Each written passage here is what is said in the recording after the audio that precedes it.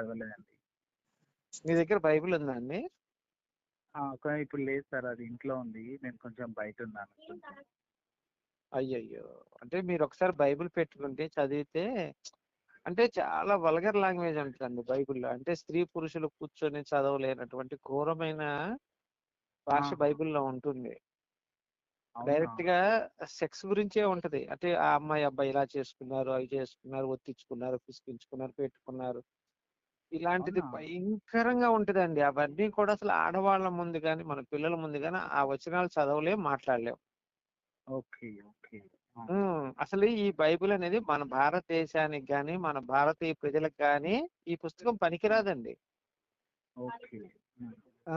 కాకపోతే ఏందంటే పాస్టర్‌లందరూ ఏం చెప్తారంటే మీ ఇంటికొచ్చి మీ ఆ! మీ ఇంటికొచ్చి మీ ఇంట్లో వాళ్ళకి బాలేదు కదా! యేసుని నమ్ముకుంటే తగ్గుతుందని చెప్తారు. పాపం ప్రజలందరూ కూడా ఏం చేస్తారు? నిజమే హ్మ్. కావాలని చెప్పి చాలా మంది అమాయకులు అలా మతం మారి వెళ్ళిపోతా ఉన్నారు. అవునవును. నిజంగా గనక అలా ఉంటే ప్రపంచ దేశాల్లో హాస్పిటల్స్ అన్నీ ఎందుకు డెవలప్ అయితాయండి? అమెరికా లాంటి పెద్ద దేశాల్లో పెద్ద పెద్ద హాస్పిటల్స్ ఉన్నాయి. ఇండియాలో కంటే కూడా అవును. పెద్ద హాస్పిటల్స్ ఉన్నాయి. మరి యేసుని అవును. నమ్ముకొని మనకంటే ముందు నుంచే యేసుని నమ్ముకుంటున్నారు వాళ్ళు. First point. రెండోది వచ్చి అవునవును. ఇజ్రాయెల్ దేశం అండి. ఇజ్రాయెల్ దేశంలో కూడా పెద్ద ఎత్తున హాస్పిటల్స్ ఉన్నాయి. అవును.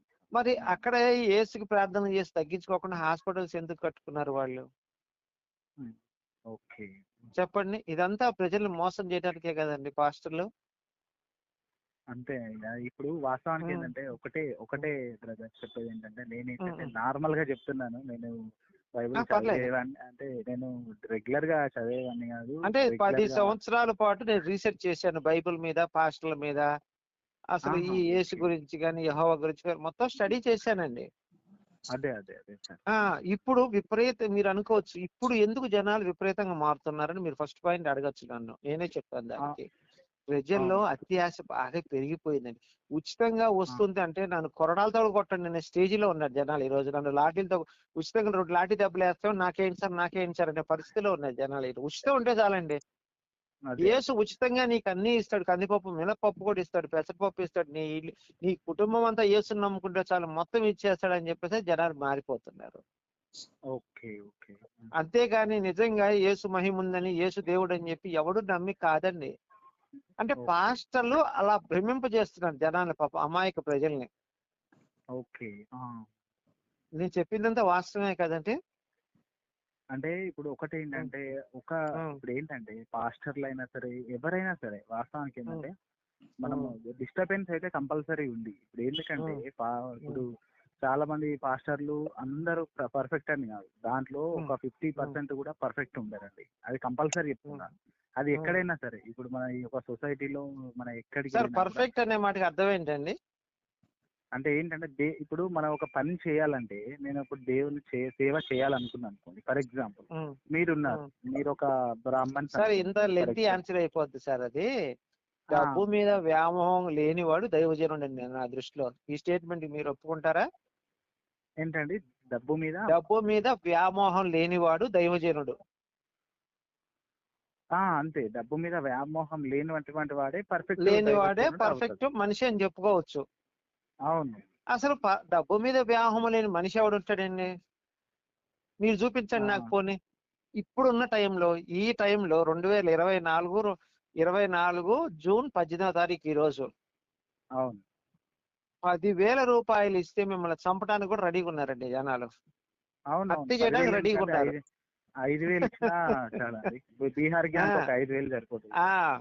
అలాంటి మనస్తత్వం ఉన్న ఈ రోజుల్లో డబ్బు మీద వ్యామోహం లేనోడు ఎవడండి? రూ. 1,00,000 ఇస్తే ప్రతి పాస్టర్ కూడా నాకివ్వండి ఇప్పుడు ఇద్దరు పాస్టర్‌లు కూర్చోబెట్టి రూ. 1,00,000 ఇస్తాం బైబిల్ గురించి వాదించంటే ఇద్దరు వాదించుకుంటారు రూ. 1,00,000 కోసం. అవును. 10,000 ఇచ్చినా చాలు. చాలు.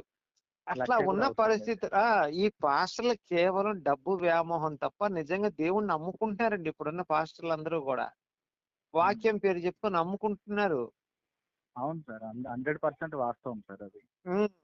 ఇప్పుడు హ్మ్. యేసు మంచి చేశాడా? చెడు చేశాడా? సెకండరీ అసలు ఇజ్రాయెల్ దేశంలో యేసుని నమ్మట్లే. ఈ రోజు కూడా దేవుడిని అంగీకరించారు. ఇజ్రాయెల్ ప్రజలు గాని, యూదా ప్రజలు గాని, అసలు హ్మ్. యేసుని కన్న తల్లిదండ్రులు కూడా అతన్ని దేవుడుగా గాని, ప్రవక్త కూడా అంగీకరించలేదండి ఆఖరికి. హ్మ్. అదే. వాళ్ళ కన్న తల్లే యేసుకు ఆ! మతి చెలించింది అని చెప్పి వాళ్ళ అమ్మే స్టేట్మెంట్ ఇచ్చింది బైబిల్‌లో.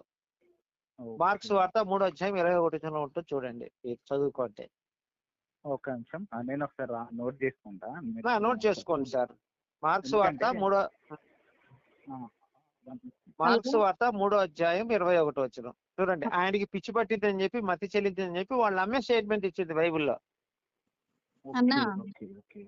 అమ్మా వీళ్ళు బై బర్త్ క్రిస్టియన్స్ అంట. వాళ్ళ తాత ముత్తాతల నుంచి పాపం ఉన్నారంట. వాళ్ళకి తెలియదులే అమ్మా, బైబిల్ చదవరు, వాళ్ళకి ఏమీ తెలియదు. మనం చెప్పినా గానీ పాపం వాళ్ళకి అది అర్థం కాదు. అంటే మీ దగ్గర ఉమ్, ₹1,00,000కి ఉమ్. క్వశ్చన్స్ ఉన్నాయి కదా. ఆ, ఆ. నేను అవి అటెంప్ట్ చేస్తా మేడం, నాకు తెలిస్తే నేను చెప్తాను అన్నాడు అనమాట. మరి చదవండి అమ్మా, ఎన్ని వింటాడే ఉన్నా అతను. అందుకే మీకు ఒకసారి మాట్లాడతారని. చదవండి చదవండి, అవన్నీ ఉన్నాయి కదమ్మా. వచ్చిందా మీకు పీడిఎఫ్? నాకు రాలేదన్న, పీడిఎఫ్ రాలేదు. అయ్యో, పెట్టలేదా? పెట్టలేదు. ఉండమ్మా, ఒక నిమిషం నేను పెడతాను.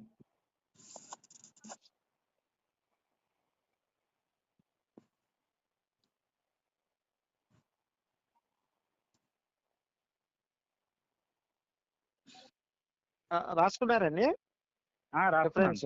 మార్క్ 3:20. మార్క్స్ వార్త 3:21. చూడండి అమ్మా, మీకు రిఫరెన్స్ వచ్చింది చూడండి.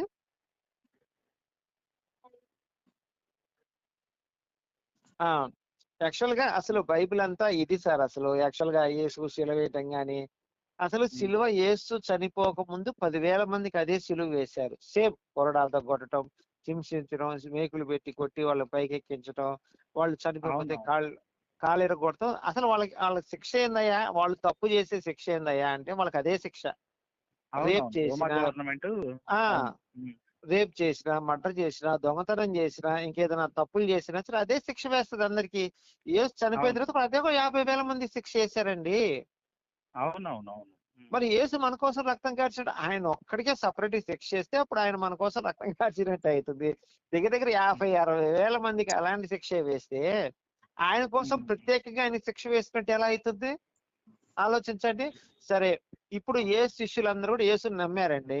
మరి సిలువేసిన రోజు ఆ చుట్టుపక్కల ఒక్క శిష్యుడు లేడండి, పరారైపోయారు అందరూ సిలువేసిన రోజు. అవునవును, ఒక్కరు కూడా ఉన్నారు సార్ అక్కడ, భయపడి ఒక్కరు కూడా ఉన్నాడు. వాళ్ళ మేగ్దలిని మరియా వాళ్ళ అమ్మ మాత్రమే సిలువ దగ్గర ఉంటారు. ఒక శిష్యుడు అంటాడు, ఎవరో ఒక శిష్యుడు అంటాడు, అమ్మ ఇదిగో అమ్మ నీ కుమారుడు అని చెప్పి అంటాడు. ఆయన ఎవరు ఉన్నాడు, పేరు కూడా గుర్తులేదు నాకు. మిగతా వాళ్ళందరూ పరారన్నమాట, ఎటోడు అటు. నిజంగా ఆయన గనక దేవుడు అయ్యుండి ఆయన ఉంటే సిలువు పక్క నుంచి ఆయనతో ఉండాలిగా. మళ్ళీ తోమా పైపెచ్చామంటాడు, ఆయన బతికాడంటే నేను నమ్మను, ఆయన యొక్క వేలి రంధ్రాల్లో ఏలు పెట్టి చూసే కానీ నమ్మని అంటాడు. అవునవునవును, నేను నమ్మను డైరెక్ట్. అంటే డైరెక్ట్ మళ్ళీ వేలు చూపించి పెట్టిన తర్వాత ఆయన బతకడు అని చెప్పి ఇలా అసలు ప్రజలకు కానీ, వాళ్ళ తల్లిదండ్రులకు కానీ, శిష్యులకు కానీ ఎవ్వరికీ నమ్మకం లేదండి. అసలు ఆయన ప్రవక్తగా కూడా నిరూపించారు. అక్కడ ఇజ్రాయెల్ ప్రజలందరూ ఏమంటాడు, ఆయన్ని గనక మీరు ఎవరైనా ప్రవక్తగా అంగీకరిస్తే సంఘం నుంచి వెలివేస్తా ఉంటారు అక్కడ ఇజ్రాయెల్ ప్రజలందరూ కూడా. దేవుడుగా అనుకుంటే కాదు, కనీసం మీరు ప్రవక్తగా అంగీకరించినా మిమ్మల్ని సంఘం నుంచి వెలివేస్తా ఉంటారు అక్కడ ఇజ్రాయెల్ ప్రజలందరూ కూడా. అవునవునవును. యేసుకు సార్, యేసుని అసలు జీవిత చరిత్ర జరిగిందని కానీ ఎక్కడ గ్యారంటీ లేదండి. యేసు పుట్టాడంటానికి కానీ సాక్ష్యాధారాలు లేవు. ఉన్నాయంటే జోర్దాన్ నది ఉందండి, జోర్దాన్ నది అంటారు, ఆ నది ఈ నది పేర్లు చెప్తారు. ఇప్పుడు ఆ జోర్దాన్ నది మరి యేసున్నది నిజం కాదండి. యేసున్నది జోర్దాన్ నది అంటే అప్పుడు నిజమవుతుంది అది. ఇప్పుడు జోర్దాన్ నది ఇప్పుడు ప్రపంచ దేశాలలో సార్, ఇప్పుడు చిన్న డౌట్ ఏంటంటే, ప్రపంచ దేశాలలో 690 కోట్లు 790 కోట్ల పాపులేషన్ ఉంటుంది టోటల్. 800 ఉండాలనుకోండి మాక్సిమం. సరే, ఒక 800 ఉంది అనుకోండి. అందులో అభివృద్ధి చెందిన దేశాలు, ఇప్పుడు ఫర్ ఎగ్జాంపుల్ అభివృద్ధి చెందినటువంటి అమెరికా కావచ్చు, ఆస్ట్రేలియా, వేరే అన్ని దేశాలు కూడా జీసస్ నే ఫాలో అవుతున్నాయి. ఎందుకంటే నెంబర్ 1 రిలీజియన్ అదే ఉంది ఇప్పుడు ప్రజెంట్ అయితే. అంటే ఇప్పుడు మీరు చెప్పిన మాట ప్రకారం అంటే దాదాపుగా ఇప్పుడు ఒక 800 ప్రజలలో more than 400+ Christian. Wrong sir, wrong. నేను చెప్తానండి, మీరు అడిగారు నేను చెప్తాను. చిన్న రిక్వెస్ట్ సార్, ఇప్పుడు మోర్ దెన్ 500 క్రిస్టియన్ పాపులేషన్ ఉంది. తప్పు సార్, తప్పండి. నేను చెప్తాను, అందుకే మీకు లేదండి, తప్పండి, నేను చెప్తాను. దగ్గర దగ్గర దీంట్లో మళ్ళీ ఇద్దరు ఉన్నారు సార్.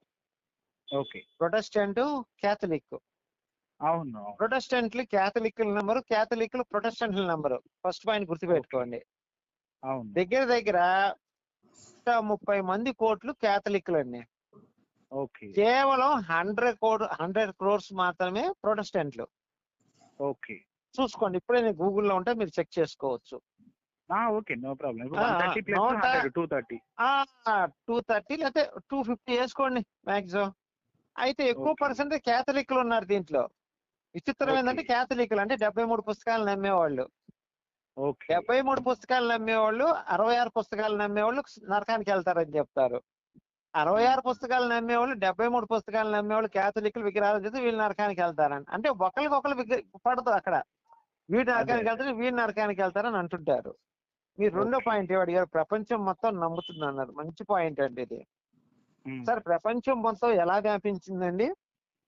ఎలా వ్యాపించేదో తెలుసా మీకు? తెలియదు. యేసుని కాదన్నందుకు చంపుకుంటూ వెళ్ళారు సార్ మీకు. అసలు అమెరికాలో క్రైస్తవ మతం ఎప్పుడు వచ్చిందో తెలుసా అండి మీకు? తెలియదు సార్. ఓకే. తెలియదు కదా. 1400 సంవత్సరంలో వచ్చింది. Columbus okay. అనేవాడు ఇండియాను కనుక్కోవడానికి వెళ్ళి అక్కడికి వెళ్ళిపోయాడు అమెరికా. ఓకే. వెళ్ళిపోయి వాళ్ళే ఇండియన్స్ అనుకొని వాళ్ళకి రెడ్ ఇండియన్స్ అని చెప్పాడు అక్కడ. చెప్పేసి ఓకే. కొన్ని కోట్ల మందిని నరికేశారండి క్రైస్తవ మతాన్ని వ్యతిరేకించినందుకు. ఓకే. 1400 సంవత్సరంలో క్రైస్తవ మతం అక్కడ అలా వ్యాప్తి చెందింది. ప్లస్ ఇంకొక ఓకే. పాయింట్ ఏంటంటే, కాన్స్టెంట్ అనే రాజు ఉన్నాడు. ఎప్పుడు? 325 సంవత్సరంలో. 325 సంవత్సరాల దాకా బైబిల్ లేదండి. మార్క్స్ వార్త రాసింది యేసు చనిపోయి 40 సంవత్సరాలు మార్క్స్ వార్త రాశారు. తర్వాత వచ్చేసి మార్క్స్ తర్వాత ఇంకొకటి ఎవరో రాశాడు, మత్తయి అనుకుంటే రాసింది. మత్తయి తర్వాత పౌలు రాశాడు సువార్తలు, పత్రికలు. పౌలు తర్వాత లాస్ట్ లో అందరికంటే యోహాన్ అండి, రెండో యోహాన్. మొదటి యోహాన్ బాప్టిజం ఇచ్చేవాడు, రెండో యోహాన్ ఈయన యేసు శిష్యుడు. ఓకే. ఓకే. ఈయన 100వ సంవత్సరంలో యోహాన్ సువార్త రాశాడు. ఈ మొత్తాన్ని కలిపి 325 సంవత్సరాలు కాన్స్టంటైన్ రాజు ఒక బైబిల్ తయారు చేసాడు. 73 పుస్తకాలు. అప్పటికి 108 పుస్తకాలు తయారు చేశాడు మొత్తం. 73 కాదండి, సారీ, 108 పుస్తకాలు తయారు చేశాడు. ఓకే. ఏది? కాన్స్టంటైన్ నమ్మిన రాజు 108 పుస్తకాలు. అప్పటికి అది ప్రామాణికం, అందరూ నమ్మేవాళ్ళు 108 పుస్తకాలు. ఓకే. ఓకే. అయితే కాలక్రమేణా రోమన్ సామ్రాజ్యం ఎంత ఉందయ్యా అంటే అప్పట్లో 40 దేశాలు ఉన్నాయి దాంట్లో. దగ్గర దగ్గర ఎన్ని దేశాలండి? 40. ఇప్పుడు రాజ్యాలు విడిపోయి ఉన్నాయి కదా, ఇవన్నీ కలిపి రోమన్ సామ్రాజ్యంలో ఉండేవి. ఓకే. ఆ కాన్స్టంటైన్ అనే రాజు యేసుని నమ్ముకొని నేను యుద్ధంలో గెలిస్తే మెడలో సిలువలు వేసుకుంటానని చెప్పి అప్పుడు అన్నాడు.